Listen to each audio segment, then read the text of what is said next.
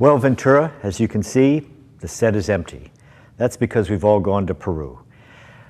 We've gone down there, our cleft lip and palate team, Sue Wallace, our coordinating nurse, Dr. Bill Starr, our plastic surgeon, Dr. Mike Morissette, our oral surgeon, Maria Arizmendi, our pediatrician, Dr. David Perlmutter, family physician who's volunteered his time for over 40 years, and Terry Weiser from the Technology Development Center. We've gone to Peru, and you're going to see some great work. So Ventura, it's time, come on, get moving with us.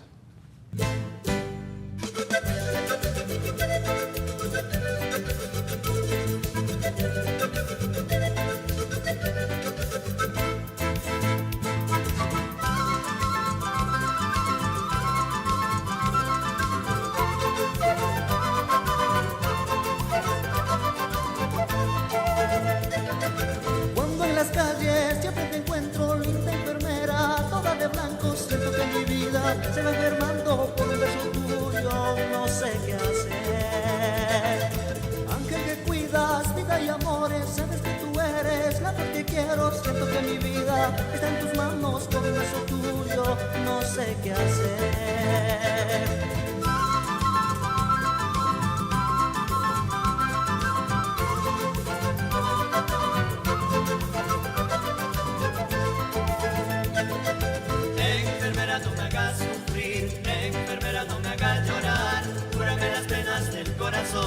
Enfermera, dame de tu amor. Enfermera, no me hagas sufrir. Enfermera, no me hagas llorar. Cúrame las penas del corazón. Enfermera, dame de tu amor. My guest is Dr. Michael Morissette. Dr. Morissette has helped us with our cleft lip and palate clinic, and taking time out of his private office because this is something he likes to do. But you keep telling stories between cases. We always are telling about our children or our pets or whatever. But you had a very special story to tell, and to let the viewers know about kind of how did Peru come into our lives? Right. I've been traveling with Dr. Bill Starr, our local plastic surgeon, to Honduras for a couple of years to do cleft lip and palate work with him and a few other members of our team.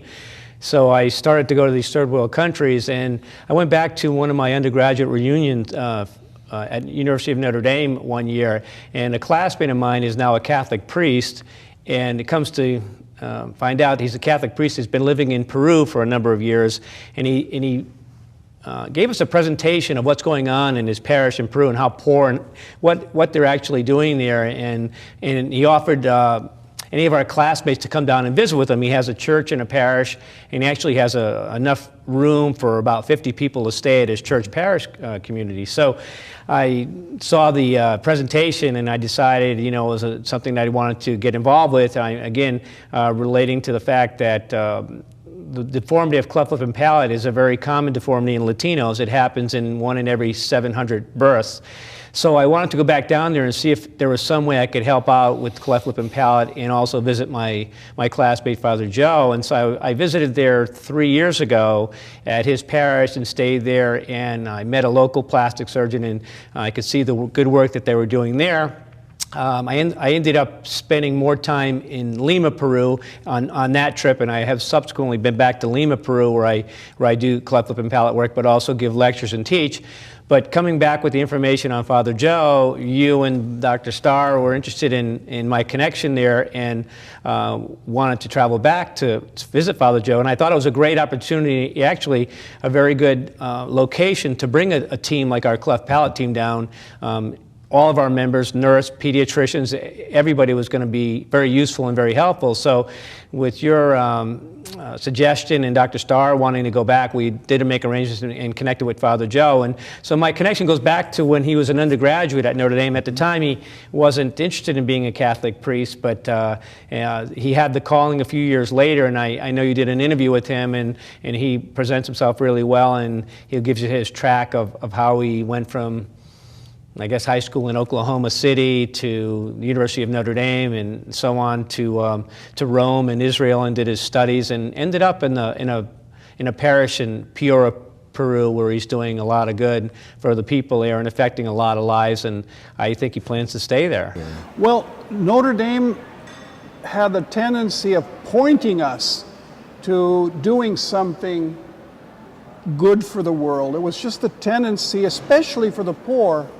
And Father Hesburgh, the president, told us 20% of the people in the world enjoy 80% of the world's resources, but 80% of the people in the world only enjoy 20% of the world's resources. Well, I figured I'd had my share. I had a very enjoyable youth and a good education.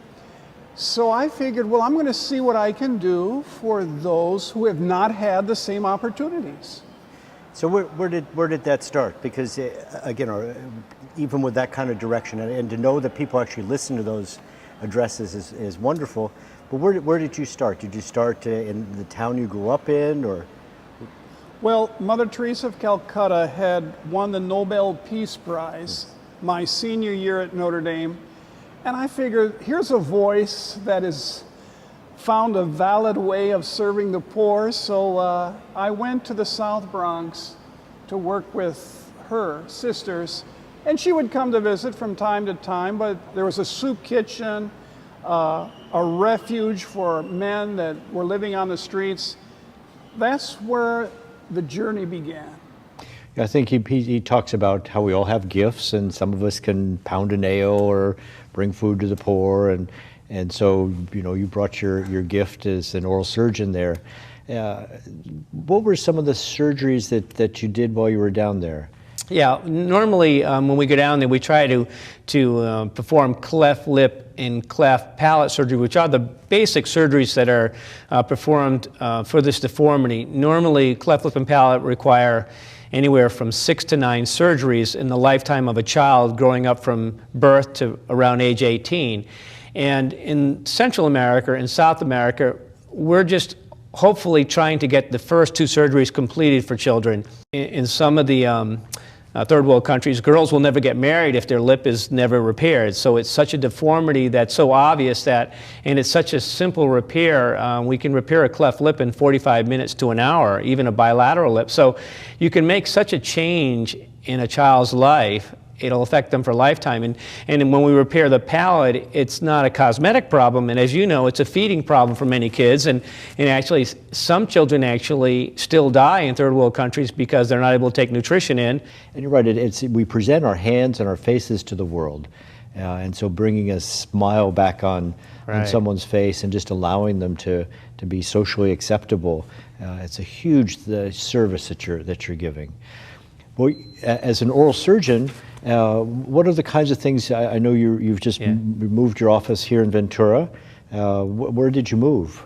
Well, I've been practicing in Camarillo for 20 years, but I've been involved with the cleft in Ventura for about 11 years now, and I'm also involved with the facial trauma that occurs in the county, and so we do a lot of facial trauma as well. So I have another office now in Ventura on Loma Vista, just below Ventura County Medical Center. I started there in January. Another surgeon who was practicing there has a disability that's preventing him from practicing further, and so I'm taking over his practice from where he was. So I'm a little closer to Ventura. I'm coming up a couple days a week for the facial trauma and the cleft team, so it's actually working out very well that I have practices in both places. Who else is on a cleft palate team? So we have a prosthodontist, someone to help with the... Cleft palate teams are basically teams that are formed in areas to help. A child needs a lot of different specialists, and so we put all the specialists in the same area in the same team. They found that throughout the United States it's the best way to treat a child born with a cleft. So in our particular team we have a plastic surgeon who's our team coordinator, of course, Dr. Bill Starr.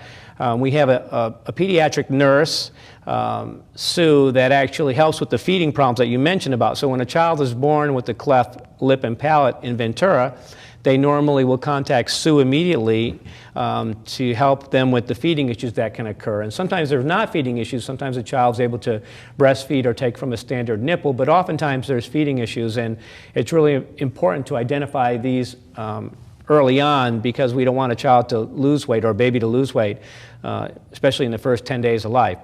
We also have a speech pathologist. We happen to have a world-renowned speech pathologist on our team. She's written books, and she is well known throughout the world for speech pathology. Specifically, children born with cleft lip and palate, Dr. Judy Trost-Cardamone.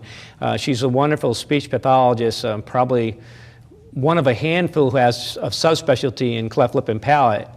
We also have a pediatric dentist on our team that'll show up to evaluate the children's dental situation. We have an orthodontist, which is a key member of our team, because all of these children that are born with cleft lip and palates have dental deformities that require braces at some point in their lives. So we have an orthodontist that follows our team. We also have a social worker, because it's really important to assess the social status of these kids. What kind of family life are they having? How are they progressing in school? We sometimes will refer patients to a geneticist if there's more than a cleft lip. In certain situations, they're related to a syndrome, so we might want to find out if there's a chance that the child will have a sibling with a similar condition, or other conditions, or other underlying disorders that we want to know about early.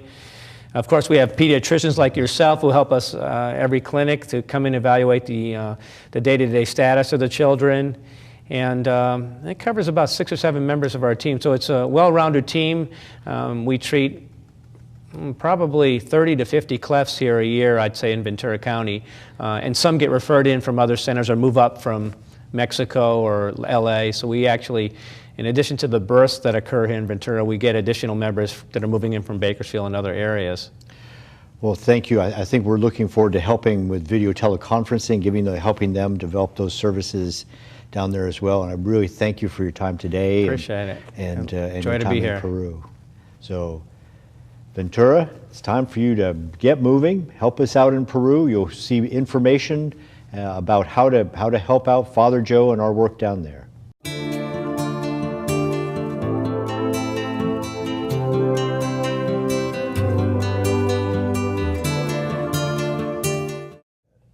I'd like to welcome Dr. Bill Starr. He is a great friend, a brilliant plastic surgeon, and a proud member of Equipo de Peru, or Team Peru. Bill, welcome, and thank you really for all your hard work down there. Now, thank you, Chris. You accompanied us to Peru, and really we did this to honor you. You've done such incredible work in Honduras in terms of really helping to get Smile Train going, teach local surgeons to really start taking over, improving their techniques. And it's gotten a little more dangerous in Honduras. At least last time I went, the hotel I was in had armed guards and barbed wire. So we made a decision to go to Peru, partly I think Dr. Morissette and we're talking about Joe Ewan and the like. When we had our little fiesta, you were still doing surgery, so I know you like to do surgery. So what draws you to Peru, and what kind of cases did you do while you were down there? Why did I go to Peru? I went to Peru because Mike Morissette, the oral surgeon that went with us, had a friend down there that had several cases that needed second opinion or maybe some help to complete. So we were invited down there by a plastic surgeon there, and I thought it would be an interesting place to go. Why did I go there? Yeah, what draws you to take time away from your practice? Well, I think there's 2 reasons why I do that. One reason is the personal satisfaction you get from helping others, and I mean helping others that don't have they can't help themselves. Not just anybody that says, I need some help, but somebody that really can't help themselves and maybe otherwise wouldn't get treatment if it wasn't for somebody donating their time or energy. And you just don't have to donate money to causes. I think you can donate your time, energy, or in our example, we donated our expertise. The other reason we went is for excitement. It's an adventure. Going to Honduras with friends like you and Mike and Terry was fun, and I look forward to it. I look forward to an adventure. You never know what's going to happen. You never know what you're going to see. You don't know what kind of environment you're going to be working in. So that's another point that I'm interested in going. Well, what's the operating environment? How is it different in Peru than here? It's like operating here 50 years ago. The equipment,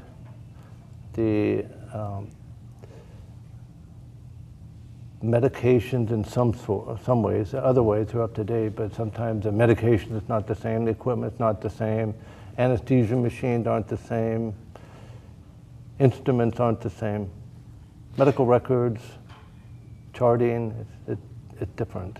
Yeah, I just remember one time we were in the Honduras, and some great hospital had given them their anesthesia machine, and we were all pretty much passing out because the gas was leaking out and there's no scavenging, and we're trying to resuscitate the anesthesiologist practically. So it is best when we give them enough resources to have really what's needed to provide the proper care. Well, while you were there, what are some specific cases and surgeries? What kind of things came up? Well, we did several different types of procedures. We did a repair of a bilateral cleft lip with one. Second case was repair of a cleft palate in an older girl, a 10-year-old girl. We had a young girl who lost her thumb to an accident, a work-related accident, and we built her a new thumb. We took care of a fisherman that lost his thumb when a fishing line became entangled around the thumb and pulled the tip off.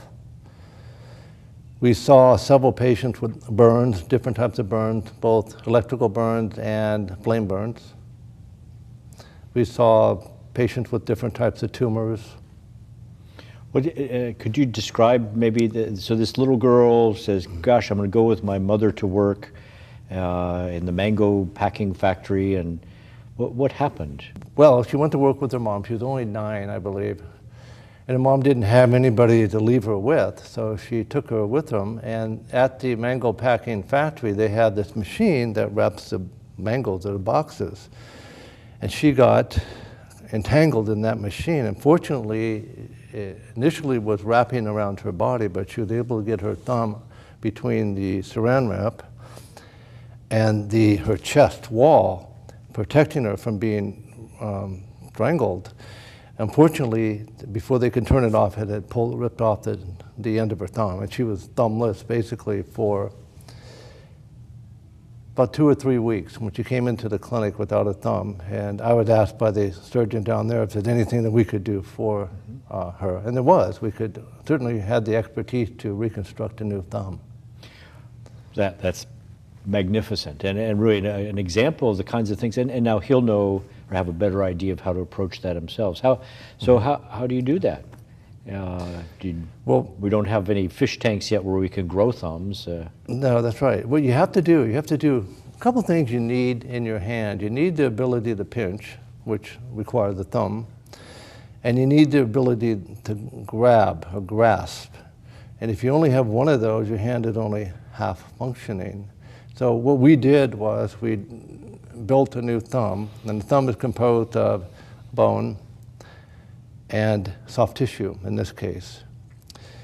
Soft tissue we got by elevating the flap, taking skin and fat from her groin and lifting it up and wrapping the thumb in it. And the bone we got from taking some from her hip bone. So the procedure went like this. The patient was taken to the operating room, we put her on the table, and she was given general anesthetic. We removed a hip bone from her hip, about the length of a thumb, a normal thumb, a little bit longer actually, because you'll lose some of it. And we took a wire and impaled that piece of bone into the end of her, what was left of her thumb. And then we took the bone that was now impaled, attached to the rest of the base of her thumb, and we wrapped it in skin from her abdomen and groin. And we'll leave it like that for 2 to 3 weeks, and then detach this part of the pedicle. It's called a pedicle, the attachment between the groin and the thumb. We detach that. And then you have a kind of like a sausage-shaped thumb, which will work because you can use it as a pinching device, but it won't look good. So after that, then we take a liposuction cannula and liposuction out the fat that came from her hip off the thumb to recontour a new thumb. So basically, she'll end up, after a couple more operations, with a functional, fairly normal-looking thumb. Well, I'd stand and applaud at being able to bring that little girl back a functioning hand. I mean, again, when we went down there, it's to honor you and the things that you're able to bring those countries. part of it, I think you were mentioning is if we can prevent accidents, much as we are with our trauma service here, we try and keep away from drinking and driving, and anybody who comes into our emergency room, we're checking a blood alcohol level, giving them blood alcohol and drug counseling. What kinds of accidents occur in an undeveloped country like that? You're talking about severe burns, and what are the kinds of things, and then how do you go about repairing those? Burns are a problem in third world countries. The reason being that they use the fire as a central portion of the home environment. Everybody works around the fire, they eat around the fire, adults and children really don't understand the dangers of fire. So they fall in it, or they get splashed with hot water that's hanging over the end of the fireplace. So the incidence of burns in children and adults in third world countries is much higher. Another huge problem they have is electrical burns. Yeah. And that problem is there because the electrical wires are just strung from house to house, and no one really has any rules on how to string it or how to support it, and they're always breaking and falling, and people walking into these wires at all times, not knowing what they're walking into. Sometimes it's just a wire that's not hot, sometimes it is a hot wire, and when that happens, they sustain significant, serious electrical burns. And so do you do skin grafting, or how do you, here I think you kind of use a skin expander. How do you go about preparing for a skin graft for something like that? For burns, what you do is first of all, you have to stabilize the burn. And to do that, it requires fluid resuscitation, giving them a lot of liquids, controlling the infection, removing all the dead skin. And once you've removed the dead skin, controlled the infection, and the wound is clean, you could cover it with a skin graft, which means taking skin from another part of your body and putting it over the raw surfaces. Now, you're bringing a lot of these skills, or taking the skills that we're picking up here with our trauma service.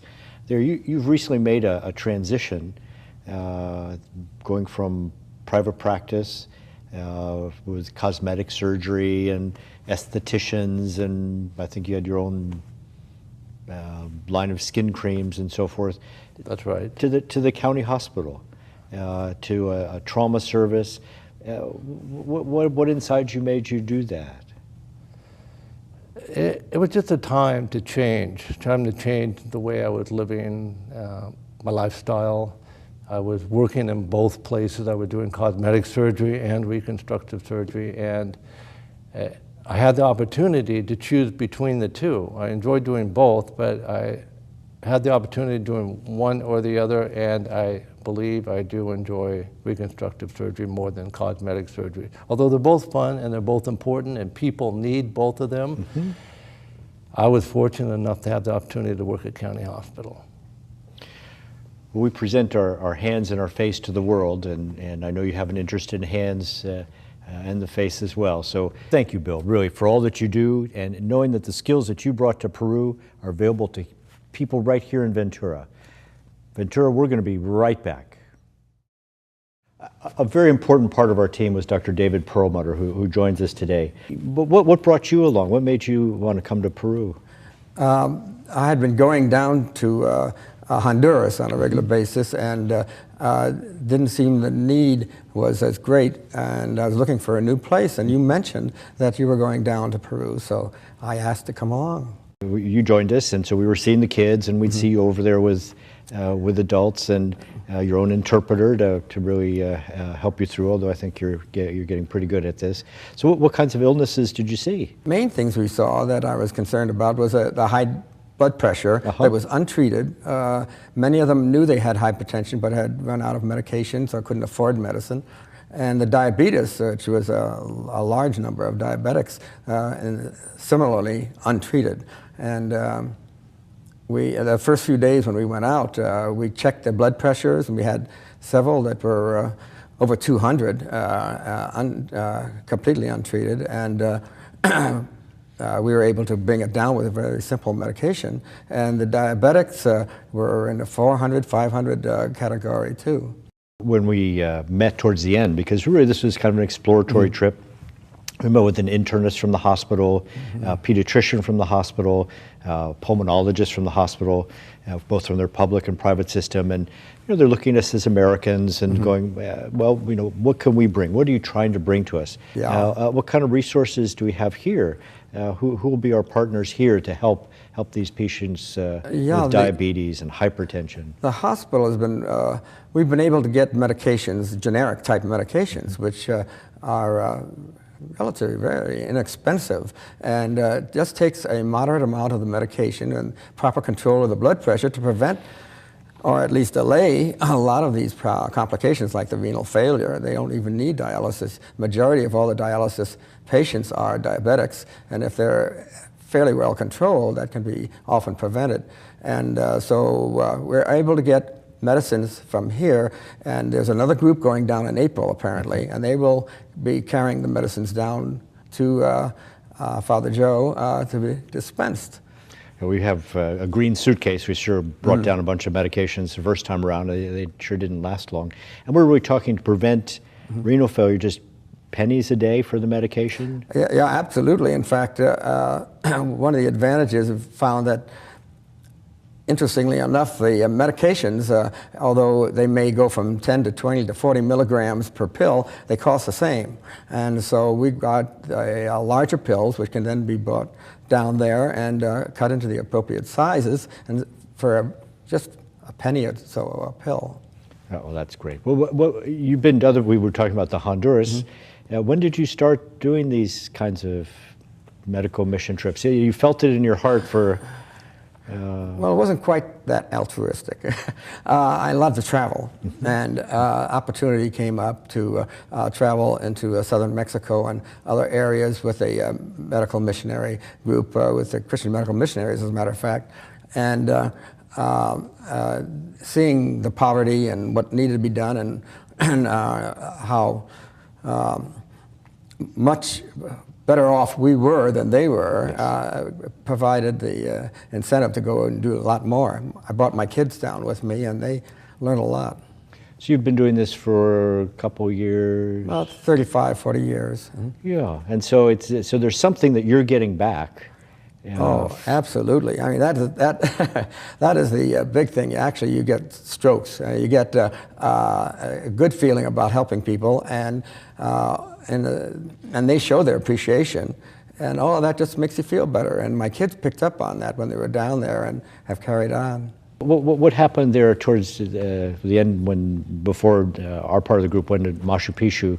They have any kind of fiesta for us? Oh yes, they did. Quite a fiesta, as a matter of fact. We drove down to a spot that was brightly lit and decorated. They put on quite a show, to say the least, with dancing and singing.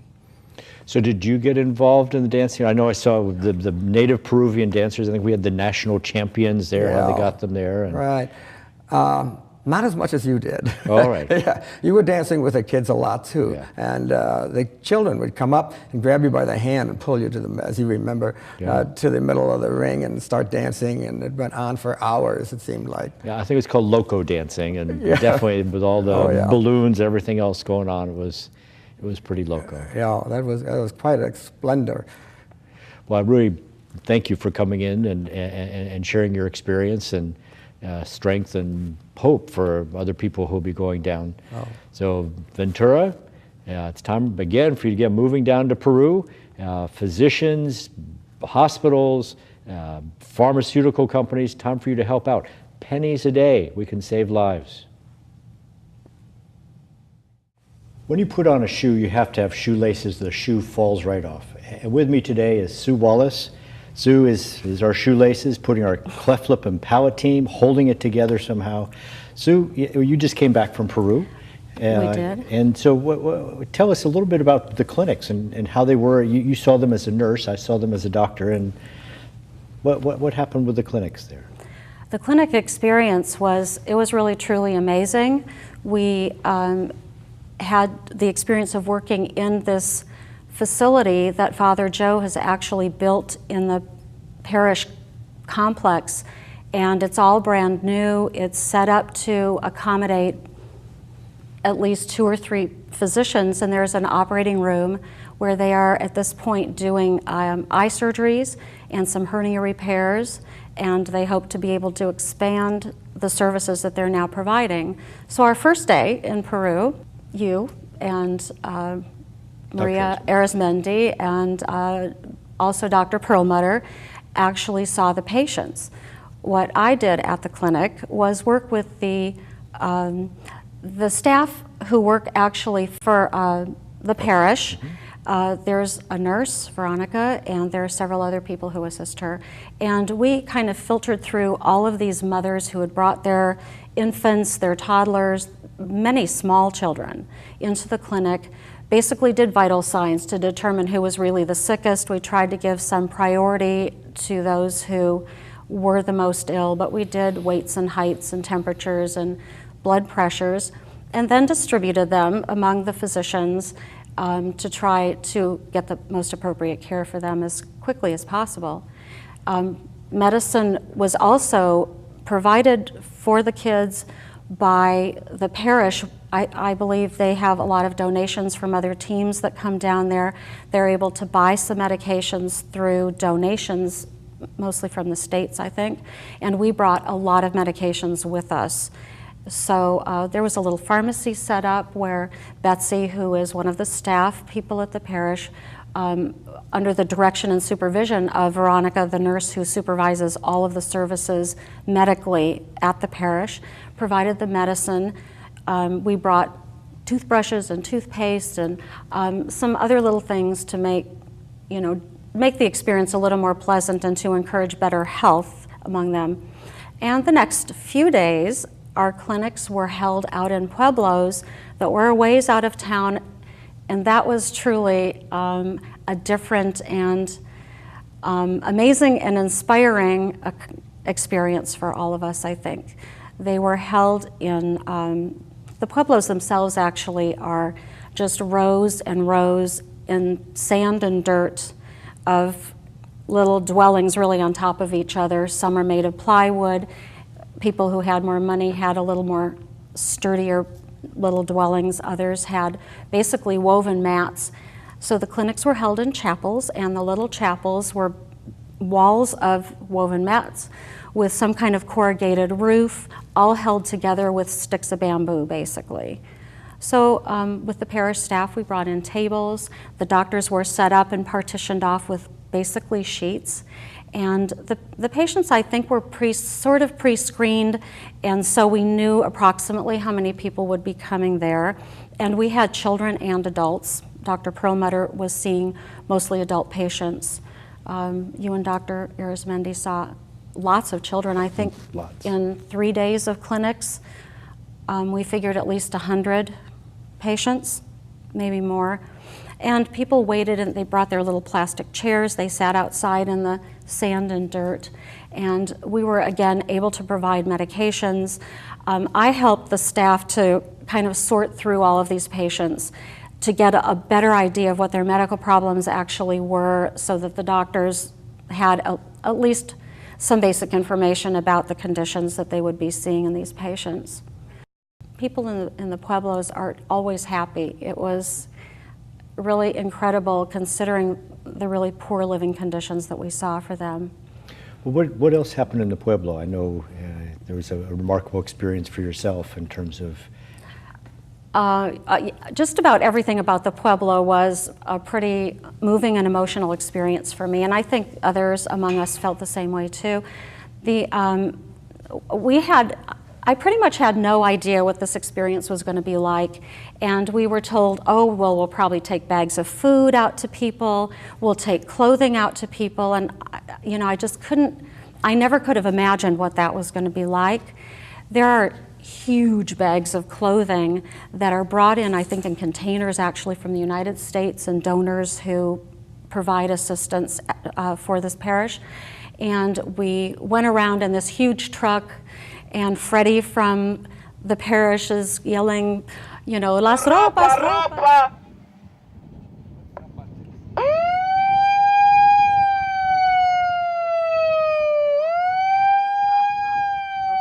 When we got back to the church, there had to be at least 200 people. There were hundreds of children. And they all were in a very orderly fashion, basically in line. And so we brought these huge bags of clothing, spread tarps in the dirt of the little chapel, and basically we all started dumping piles of clothes out and trying to sort through them. And they have a system of managing this, which allows about 200 people in about an hour or so to come in and choose 5 articles of clothing. And so the first group of 10 people came in, and they're kind of given a time, and all of a sudden it was just like overwhelming to me. I said in my heart, I could not believe these people that a few articles of clothing meant so much to them. You really realize how little they have, how much they need, and how happy they are with so little. It was an amazing experience. I think it was also the way in which it was done. It's really small things, but done with great love. And I remember we had in the Pueblo one of the children had taken a Pepsi bottle and made a little aquarium out of it, and it's like yes. a television for them to watch those fish go around. Well, I know Father Joe had talked about the Shire. Going out to this hobbit-like place where there are little bamboo lashed together. It used to be an orphanage, and you visited the orphanage. We had the opportunity to tour a lot of the things that Father Joe has created. He dreamed these dreams, and he actually did them. And a lot of people talk about helping the poor or doing this. He has the visions that he's created and actually come to reality there are amazing. The orphanage has at least 100 children in this particular facility. They have a garden. They have rooms that are dorm areas, but they're really, really cute with bunk beds. The girls have them all decorated in their own way. The kids they couldn't wait for us to get through the gate. They were right there hanging on to us, and they're dragging us. They wanted to show us where they live. They learn to sew. They make a lot of really beautiful, creative clothing items and hand-stitched things. They danced for us. They did some traditional dances, and that was really fun to see them do that. But the care that they receive there, these children all look clean. They look very well nourished. They look well cared for. You can see the attachment that they have to each other. They have the opportunity as they get older to go to college if they choose to, and they get a lot of assistance as they grow up in being prepared to step out into the world on their own. I think a couple things. We had the school there as well, where there's just not enough school time. Kids were having to go to school half time, and then another group would come in, and Father Joe building a school. And we saw that thing go up faster than over a week. Over a week, starting with the one room and moving through. But let me just, so why do you go? It's at home when I've gotten back, and this has happened, it happened after this trip and it's happened before, friends and family will say to me, oh, it's such a wonderful thing you do for these people. And in my heart, I feel kind of selfish because I really feel like it just is such an amazing thing for me to experience, that I feel like I gain so much out of just understanding more appreciation of what the world is really like, what the struggles of other people are. And it feels really good to be able to do, even if it's one or two little things. It's a little Band-Aid on just a huge worldwide problem. But I hope that we've done good for them. I hope that we leave them just a little bit better off than they were. But the truth is that it feels really good to be able to do this. And maybe that's why I've been a nurse for 41 years. Sue, thank you for all you do. It's so important that we share our gifts, be it pounding a nail or checking a blood pressure, and to share it with the less fortunate. We'll be right back.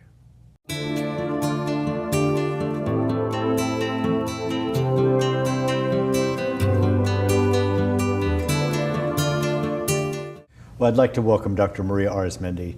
Dr. Arizmendi was the pediatrician member of our team. And when we talk about love and service, Dr. Arizmendi is, we had a great time. What kinds of things did you end up doing while we were in Peru? We got to see a variety of different patients, mostly at the clinics that were provided for us at the actual parish. They have a clinic there, and they set up another makeshift clinic, basically inside of a smaller church in one of the towns for us as well. And we got to see various different patients, children of various ages with different complaints. Specifically, a lot of asthma is one of the things that we saw a lot of dermatitis issues, and some other more interesting children who have more chronic issues that either weren't really being followed up very well, or they had no clue that they even existed or potentially could be there as well. Well, when I think of a clinic inside a church, so it was old and... No, not at all. It was actually a very, very nice clinic. So the parish has a very large complex to it, and they have various different services that they provide there. And one of the bigger ones is this clinic there was money that was donated by U.S. physicians and parishioners to create this clinic, and it looks very, very new, very nice, clean, great location for a clinic, actually. I think that's really what's so important at Mandalay Bay. My clinic is that it's respectful for the patients to really have a nice facility to go to. I know they did eye surgery there. There's a big problem with the dust and the sand of the desert causing pterygium, where they actually could lose their sight, and a true miracle to have physicians come down, have that clinic built, and be able to return their sight. Yeah. Well, while you were there, what kinds of things did you see? I know out of the 40 some odd kids I saw that first day, probably about half of them needed services in a big city. They'd all come in, gee, I have a cold, and then you go, well, what's that 3-foot scar running down the center of your body? And so what kinds of things did you see that really, really struck you? Yeah, in particular, there was one child who was, I'd say about 7 years old, and just looking at her, there were some dysmorphic features, and then in examining her chest, she had pectus, and so deformity in her chest wall, and also listening to her heart, I heard a murmur. And she was there because she was getting services from the social work team, but also in addition to that, they wanted to have her checked out because she had a cold. So similar stories, but there are other children, for example, that wanted a second opinion too. There was a child who had multiple renal problems or kidney issues, and had various studies done and had been evaluated by various physicians in subspecialties as well, and had been seen in Lima. And the parents wanted to have more information. Basically, it was another pair of eyes, and I guess a perspective from a physician from the United States to see whether there was anything else that we could add to their care. I know we've been looking at telemedicine. We've bought 2 iPads now, and they're ready to do FaceTime, so we can actually look. We've been emailing back and forth with Veronica, the goddess of the clinic there, and Dr. Perlmutter is going to be helping out with high blood pressure and diabetes. Just whatever we can do. Did you were able to go to the hospital and look at their pediatric ward? We were. We went to one of the major teaching hospitals in Peru, and there we got to see the pediatric ward, met some of the staff there, including meeting with some of the residents, the resident team, and getting to see how the ward ran, and actually got to see a couple of the patients with you, and as well as being able to interact and try to get also information to continue to have this connection with the teams there for this FaceTime, hopefully, and being able to give some type of pediatric consultation to them as well. And then the clinic out in the desert, what was that like? The flooring was a little different than that in your clinic? Yes. The walls a little different? Yes, definitely. I mean, the clinic that was created for us in the church at this in this pueblo had dirt as the ground, as our floor, and then the walls were made out of the bamboo. And then they created these examination rooms for us, so a place basically to examine and have a consultation with each patient and their parent. And we had fans going because it was nice and hot in the middle of the desert. So no air conditioning as was seen in the clinic over at the parish.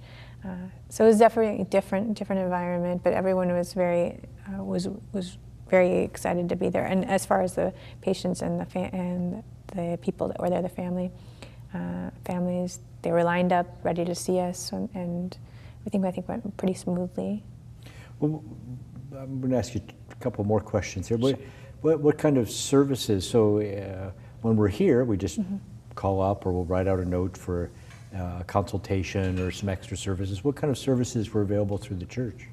So through the church, they have the biggest service I thought that was helpful for us, in particular as physicians who are trying to get additional referrals or services, and what is the social services or social workers. They have what they tried to do is for any patients or children who need extra services, in particular if they need to go get lab work or x-rays, and because sometimes families can't afford to pay for these services, then the parish themselves, they provide some of the money, the funds, to be able to get these services.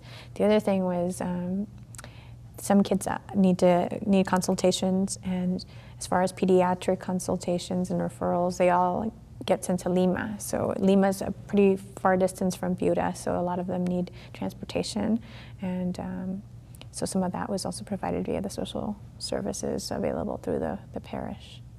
We, as we started our day, we got a definite schedule, and some of it was the clinic time, but kind of describe your day. How did it start out? So in the mornings we would have breakfast together and then go into either the clinic or something else that was provided for us on our list of things to do, going to the hospital. In the afternoon, or middle of the day, we'd have our lunch, and then in the afternoon we'd have either more clinic time or being a part of some of the community outreach or services that were provided as well, like donating the clothing and going to Mass in the evening time, having dinner together, and as well as enjoying some other fun time that was not planned. I think for me it was this, a very spiritual experience. I can see kids' ears, and I'm happy that we're able to give them extra services and consultation, and I really hope that we're going to be able to help improve their level of health care.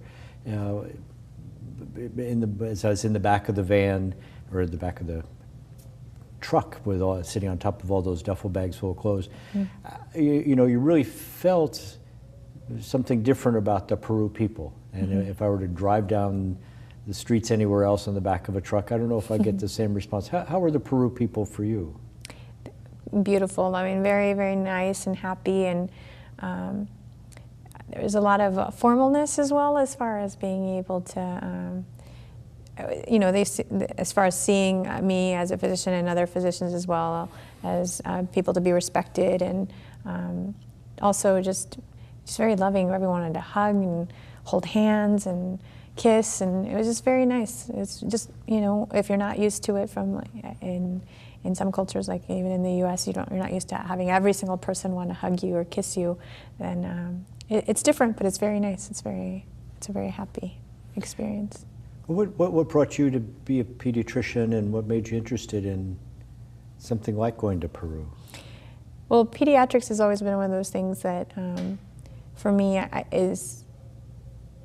was one of those things that I always thought that I wanted to work with children, and I wasn't sure exactly in what venue, like whether it would be teaching in an elementary school or a physician, or I wasn't sure. But really, what it came down to is medicine is one of the biggest things that I was interested in, and in particular for myself, I think growing up, being a child who was kind of the interpreter for my parents, growing up going to see doctors, I saw that medicine was for me, and then one of the things that I wanted to be able to do is provide it in a culturally sensitive way which for me was working with mostly Spanish-speaking families and communities. And I think pediatrics is one of those fields that you can do a lot of preventative medicine, which for me was one of those key things, and getting involved with teaching families and providing information and education, I think is just one of those biggest things that I think you can do a lot to hopefully not just help the child grow healthy, but also family to grow healthy and make good choices in life. So that's one of the reasons why I went into pediatrics. Well, how about as a woman? Certainly when I was going to medical school, if we had 10 women out of 100, it was unusual. What was your medical school like for young women who might want to become a physician? And yeah, I think that maybe there was an exception to the rule in terms of my class in particular. So I went to the University of Illinois at Chicago, and it's one of the biggest medical schools in terms of the number of students that are accepted into medical school every year. And I would say about 50% were female, and the other were, you know, so 50-50 men and women. So quite a few, yeah. Well, Maria, thank you so much, really, for coming with us. A blessing to the people of Peru, and we got back a lot more than we gave, yes, in terms definitely. of all the love that came back. So we're going to be right back. We've got another guest coming.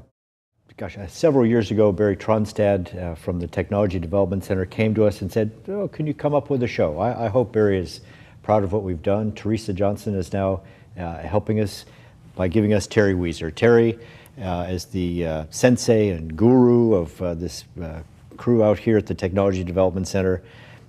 How did you get involved with what we're doing? Well, as you perhaps know, I executive produce a show called GetMoving TV, a wildly popular medical show here in Ventura with the host, Dr. Chris Landon. And I'd like to say that late at night I got the call that said, "We need you in Peru." Didn't happen that way. But I did get the call that said you needed me in Peru, and I showed up essentially to document the team and the work that they did in the country.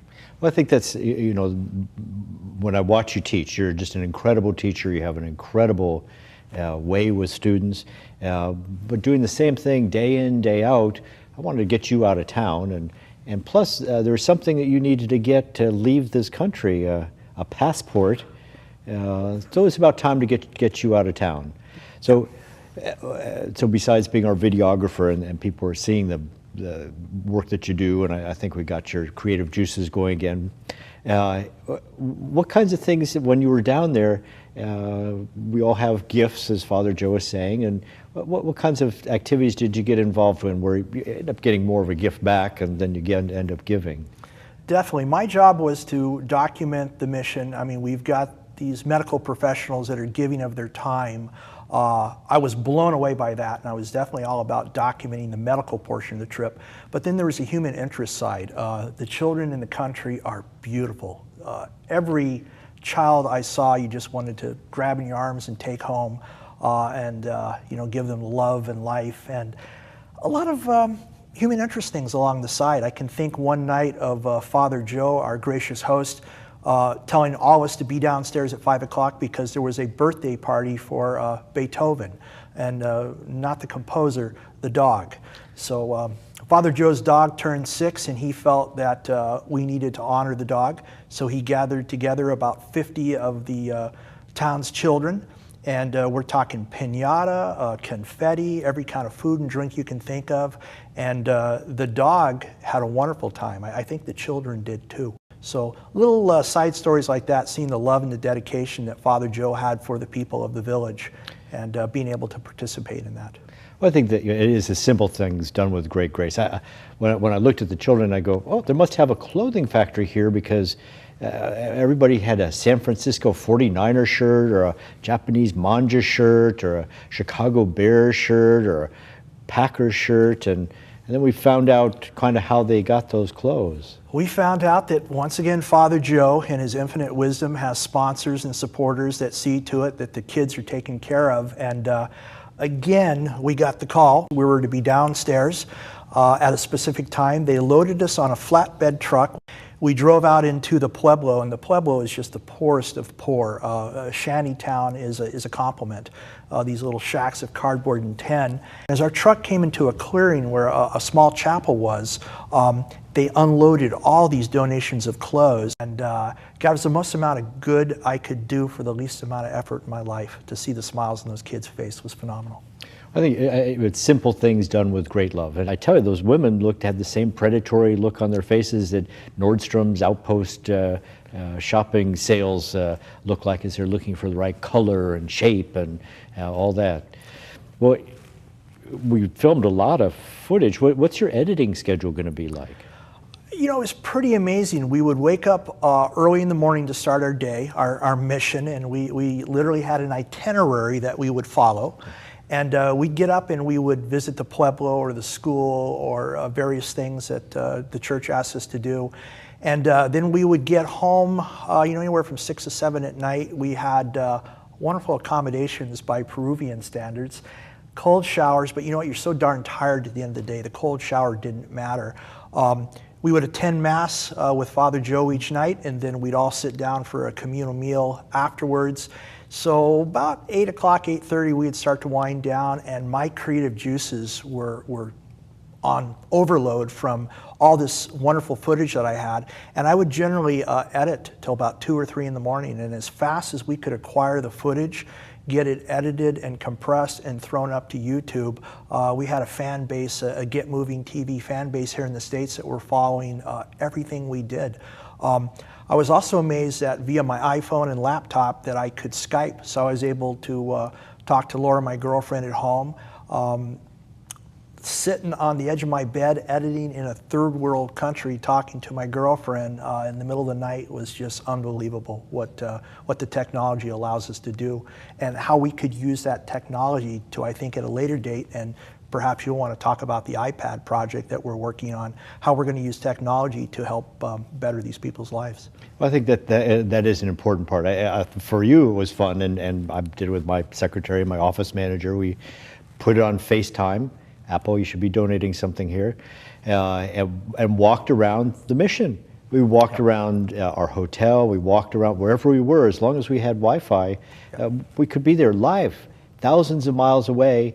And so the same kind of thing is able to occur for medical specialties, for looking at a lesion or some advice or whatever it takes to really help these people out and staying in communication. The world is so much smaller now, and they're with us in more than just a couple pictures and memories. Well, I was just amazed at the types of surgeries and the way our team help people's lives over there. It was an awesome experience to participate in. Yeah, they definitely wanted all our credentials ahead of time, and but we were able to again participate in surgeries. While I was on the pediatric ward, there's a child who is having respiratory difficulties, and I was able to scope the child and help them to manage another child with severe asthma, and they didn't have the kinds of equipment that we have here, but we were able to modify what they had. So bringing down your skills to help document this so we can get more people up here. Terry, thank you so much for helping us out and documenting. I hope we got those creative juices My pleasure, Doctor. Going again. Apple, Skype, it's time for you to get down to Peru, help us out. Just time for you to get moving.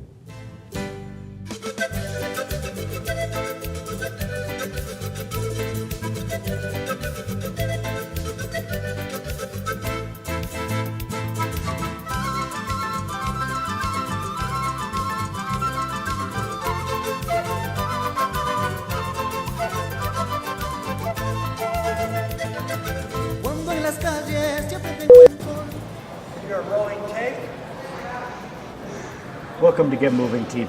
I'm Dr. Chris Landon and I serve as your host. As you can see, Ventura, we got moving. We're here in Peru. As you know, we've been going to the Honduras for cleft lip and palate surgeries with Dr. Bill Starr, Dr. Mike Morissette, Sue Wallace. Do you want to start again, Terry?